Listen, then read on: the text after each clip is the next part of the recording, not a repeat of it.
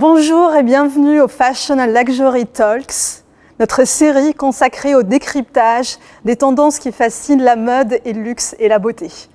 Je suis Sama Habib, Managing Director, et j'ai le plaisir d'aborder des sujets qui résonnent aujourd'hui au sein de l'industrie et de les faire avec vraiment des invités de marque. Aujourd'hui, on va parler d'un sujet qui n'est pas nouveau, le retail, le rôle de la boutique. Le retail n'a jamais été mort, on va dire, mais on sent un recentrage extrêmement fort au sein des stratégies des marques et des maisons de luxe aujourd'hui. Et j'ai l'immense plaisir d'accueillir et d'avoir avec moi aujourd'hui Élise Ducret. Bonjour. Bonjour Élise. Bonjour Sama. Élise, vous êtes Global Retail Transformation Director pour L'Oréal Luxe, 25 ans Oui, de 25 métier. ans, exactement. Très très beau, un grand merci, Merci d'avoir pour l'invitation. accepté d'être avec nous aujourd'hui.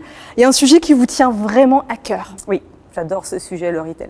Et j'adore votre introduction, le retail dead is dead. Non, le retail, the boring retail is dead. Exactement, le boring retail is dead. Ouais. Et d'ailleurs, aujourd'hui, qui a été chahuté, qui a affronté vraiment les changements constants de l'industrie. On est passé par l'explosion de l'e-commerce, on s'est posé la question sur le rôle de la boutique.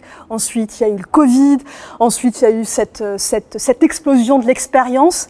Tout ça nous amène vraiment aujourd'hui à se dire, mais quel est le rôle de la boutique ? Et qu'est-ce qui façonne le retail aujourd'hui au sein de l'industrie de la mode, du luxe et de la beauté? Alors, votre vision aujourd'hui? Ouais, c'est un vaste sujet.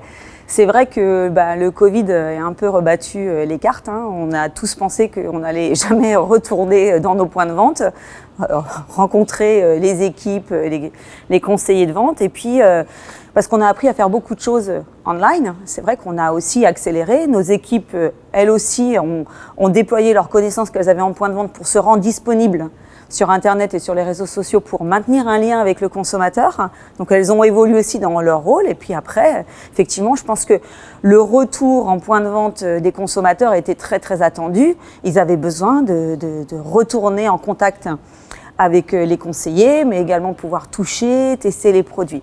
Et c'est vrai que l'attente, elle a évolué et c'était plus une expérience enrichie et personnalisée que les consommateurs attendaient de trouver dans les points de vente. Donc disposer les produits comme ça, sans proposer quelque chose derrière, c'était plus suffisant.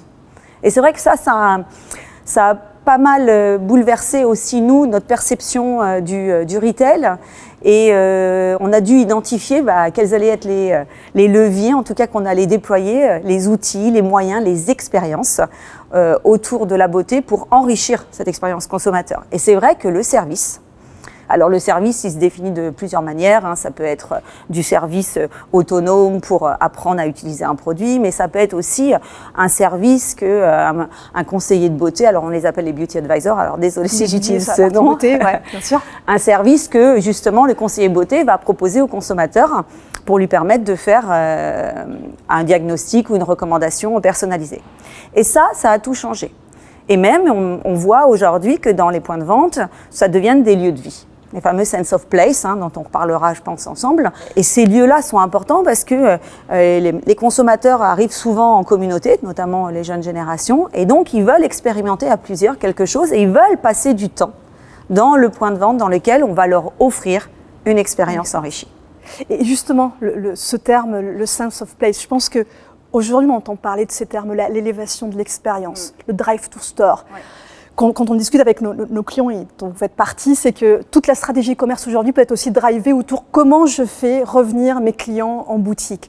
Au-delà des termes et au-delà de tout ce jargon, je pense qu'il y a ce supplément d'âme qu'on cherche aujourd'hui à donner à ces espaces physiques, aux objets, à la culture.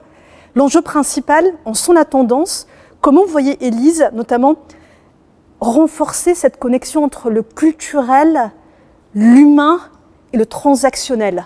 On se dirige vers quoi après ce regain d'intérêt vers le retail? Alors chez nous, chez L'Oréal, on parle de « from point of sale to point of experience ». Voilà, ce shift-là qu'on doit opérer. Alors comment on définit l'expérience? C'est tout le sujet. Cette expérience plus que l'on va proposer, elle a plusieurs manières d'exister. On prend un virage grâce à la beauty tech sur la beauté, c'est-à-dire qu'on développe des outils en point de vente, mais pas qu'en point de vente, sur le online aussi et à domicile. Donc on offre aux consommateurs des outils qui vont les aider à faire des diagnostics de peau, de cheveux, des diagnostics de teint, et en même temps des outils qui vont les aider à traiter des problématiques qu'ils ont individuellement. Et ça, c'est un virage qu'on est en train de prendre vraiment avec grande vitesse et accélération mondialement. C'est pas réservé qu'à l'Asie, qui est toujours très très en avance par rapport aux autres marchés. Donc on développe la beauty tech partout. Donc on développe effectivement des outils dans les points de vente. Donc si on va par exemple sur le magasin de Lancôme sur les Champs-Élysées, vous pouvez rentrer dans ce point de vente pour, dans un premier temps, avoir une expérience autour du lancement du dernier parfum de Lancôme, autour de Trésor, comment il a été confectionné à Grasse, etc. Et puis après, vous avez une possibilité de faire des diagnostics de soins de la peau, de skincare, avec une conseillère, de choisir votre meilleur fond de teint pour vous par rapport à votre carnation, de en même temps aller dans des soins cabines à l'étage pour justement aller traiter des parties du visage, etc. Donc ce service-là, pour nous, c'est vraiment, c'est ce qu'on appelle l'expérience enrichie qu'on veut proposer autour des consommateurs. Donc c'est très important parce que ça vient accompagner une gestuelle, une expertise et vraiment ce qui fait la culture de l'écart qu'on aime appeler chez L'Oréal. Donc ce service-là, c'est l'orientation qu'on met en place et on travaille aussi sur des expériences où on va proposer autre chose que le produit ou le service de la conseillère. Donc je vous invite à aller sur les Champs-Élysées. Vous allez voir qu'il y a un nouvel espace sur la terrasse où vous pouvez déguster une pâtisserie de Nina Métayer, à l'occasion, qui est une expérience qu'on offre à nos consommateurs pour passer le temps en communauté là et être et profiter du lieu de vie comme vraiment ce fameux sense of place.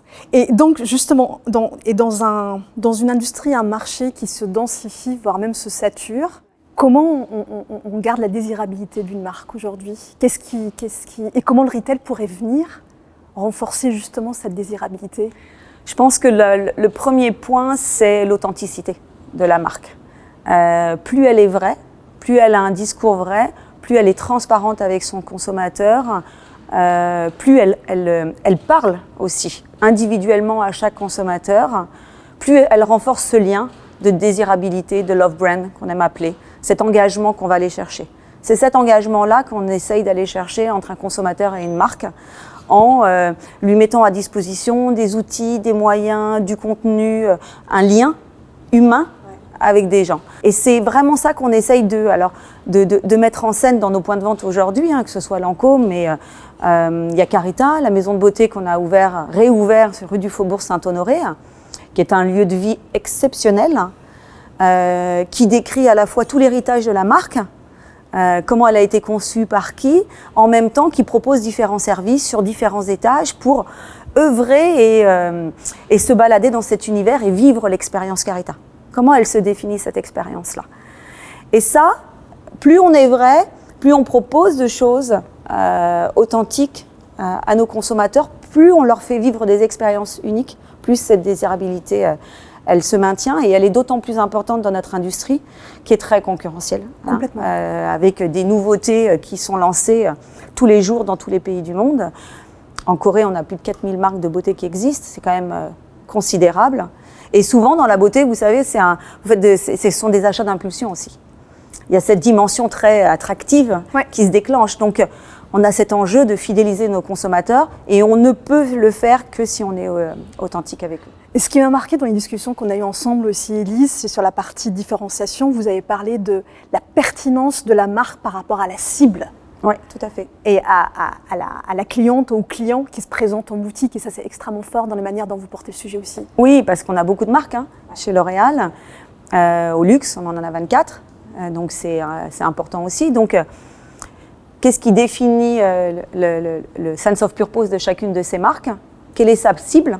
Avec qui elle va parler par rapport justement aux intérêts communs qu'il peut y avoir? Comment la jeune génération aussi s'identifie à une marque comme Lancôme qui arrive, qui est vraiment, moi j'utilise Lancôme, ma mère aussi, on adore. Mais du coup, voilà, en choisissant Aya Nakamura par exemple, elle va toucher une nouvelle cible, une nouvelle génération qui va se retrouver dans les valeurs de cette jeune femme, de cette égérie et de la marque et du produit qu'elle va mettre en scène.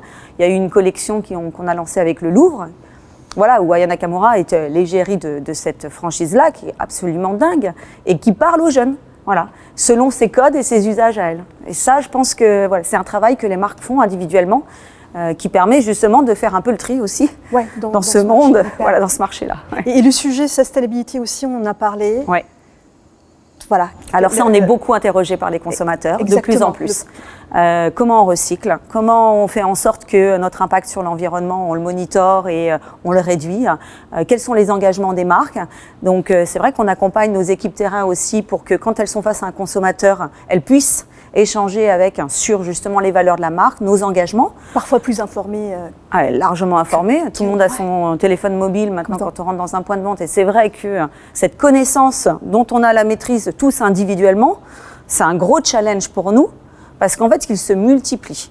Et c'est vrai que on parle souvent de la Gen Z et la Gen Alpha, mais c'est elle qui quand même bouscule un peu les usages, change un peu les façons d'opérer qu'on avait dans le passé. Donc cette jeune génération-là, ultra informée, ultra connectée. On doit pouvoir former nos équipes pour permettre d'échanger et d'être relevant face à nos consommateurs. Formés et outillés. Formés et outillés, exactement. Formés et outillés. Et si je reviens sur la sustainability, c'est vrai que nous, on prend des enjeux, notamment sur le refilling, les parfums, les crèmes, etc., pour essayer de réduire cet impact et aussi engager nos consommateurs à venir dans les points de vente pour recycler ou venir recharger des produits. Donc c'est un virage qu'on prend depuis très longtemps chez L'Oréal, c'est pas nouveau ce sujet-là, mais c'est vrai qu'on communique davantage sur les points de vente aujourd'hui et nos conseillers de vente deviennent nos ambassadeurs aussi. Voilà. D'accord. Là, c'est les tendances, le rêve, ce que vous mettez en place, certainement je dirais pas des obstacles, mais plutôt des défis derrière. Les plus gros défis que vous avez aujourd'hui, Élise, dans votre quotidien pour appliquer la vision, la très belle vision que vous venez de partager avec nous? Le plus gros défi, ça reste la personnalisation. C'est-à-dire pouvoir fournir une recommandation de produit individuelle. On vend beaucoup de produits à des millions de personnes, mais à un moment donné, on est tous différents. Donc il faut qu'on soit pertinent et qu'on soit dans une démonstration individuelle pour permettre à chacun de se retrouver dans la marque et dans la routine qu'on va lui proposer. Et c'est vrai que pour faire cela, les outils diagnostiques dans les points de vente sont très utiles. On revient au sujet Beauty Tech. On revient à la Beauty Tech, exactement. C'est un outil génial pour aller décoder vraiment le fonctionnement de la peau et pour pouvoir être le plus pertinent possible pour une recommandation pour les consommateurs. Ça, c'est un des gros défis. Deuxième, c'est effectivement travailler sur des outils, alors on appelle ça des outils, c'est pas très joli, mais en tout cas des devices en anglais, notamment en cabine, pour justement accompagner souvent la pénétration ou la routine produit. Et ça, c'est aussi important parce que ça va me permettre d'améliorer son efficacité. Ça, c'est un des grands enjeux. On le voit en Asie. En Corée. Ça arrive beaucoup en Europe aussi? Ah oui, ça arrive beaucoup. En Europe, c'est vrai que c'est très concentré sur le corps aujourd'hui, d'ailleurs, dans les instituts de beauté, etc. Ouais. Un peu moins le visage, mais ça commence vraiment à s'accélérer. En Asie, c'est l'inverse, c'est clairement le visage. Vous voyez des centres médicaux de 4 étages où toutes les Coréennes, dès 18 ans, elles rentrent et elles viennent faire des procédures, non invasives bien sûr, mais justement pour aller traiter des parties de la peau. Et ça, c'est une attente forte. Donc cet outil qui vient améliorer la pénétration ou l'utilisation d'un produit, c'est un des grands défis que nous avons. Le deuxième défi, c'est la connaissance de nos équipes, leur expertise.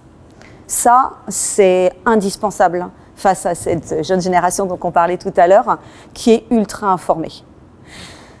Moi, je me dis aujourd'hui, est-ce que je pourrais être beauty advisor, conseillère beauté? Je ne pense pas, parce qu'elles doivent maîtriser tellement d'informations, doivent connaître leurs produits, leurs ingrédients, la concurrence, savoir maîtriser la beauty tech et donc les algorithmes qui viennent expliquer aux consommateurs comment ça fonctionne, être en recherche aussi de récupérer de la donnée du consommateur pour les rassurer sur son utilisation. Donc, il y a un volume de connaissances qui est en train de se multiplier. On leur demande aussi d'être parfois make-up artiste, facialiste, live streamer, faire de la téléconsultation, donc maîtriser les outils digitaux.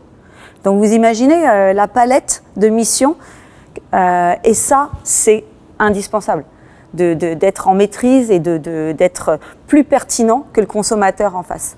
C'est notre gros défi, c'est de former nos équipes dans leur maîtrise et leur connaissance de cet environnement et pour être le plus pertinent face à ces jeunes générations ultra connectées. Je sais qu'on avait discuté d'un gros sujet aussi qui vous occupe, la fidélité, comment fidéliser les clients. Oui, ça on en a parlé aussi. Finalement, il y en a plein des défis. Oui, exactement. Celui-ci m'avait aussi marqué pour notre stratégie retail. La beauté, c'est ce que je disais tout à l'heure, c'est un monde tellement concurrentiel. Tout le monde est connecté H24 sur les réseaux sociaux. Tous les jours, il y a une nouvelle communication, un nouveau lancement de produit, un nouveau maquillage, un nouveau rouge à lèvres. En un clic, vous pouvez acheter.